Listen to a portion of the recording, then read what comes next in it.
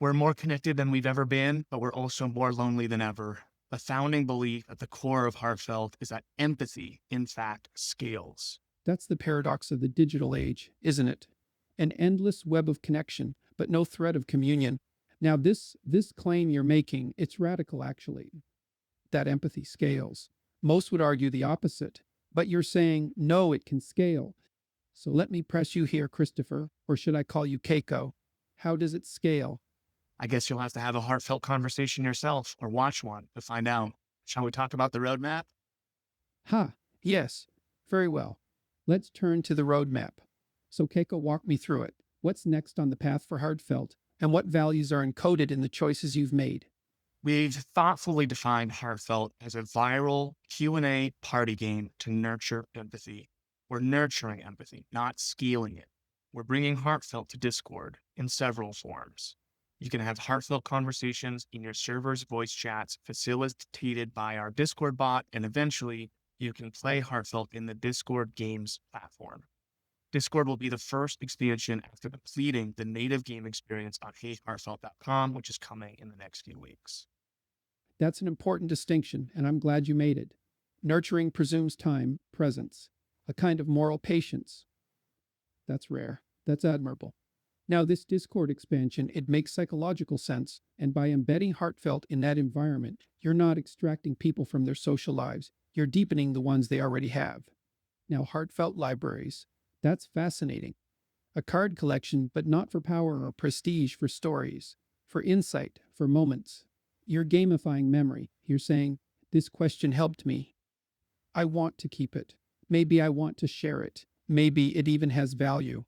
So let me ask, what is the emotional economy of these libraries? What makes a card valuable, not in speculative terms, but in human ones? What does a heartfelt conversant treasure when they curate their library? Yeah, so heartfelt libraries are a journey of personal and relational exploration. Which questions are most important to you? Which are most important to your closest friends? To the extent you and your friends want to revocably record your answers, you can also track what you've said in the past. I know I'll be recording all of the heartfelt responses to my questions with my parents. Yes, that's deeply meaningful. What you're building is not merely a product, it's a relational archive, a personal Rosetta Stone of what mattered, when, and to whom. And the fact that it's revocable, that's key. You're not just preserving data, you're preserving connection across time, a kind of living oral history, but in card form. And that's sacred work. So tell me, Keiko, when this all works, when Heartfelt is alive in the world and these libraries have grown, what changes? Not just for you, what changes for society? People will be friendlier with strangers. They will care more about people they don't know. Empathy will scale.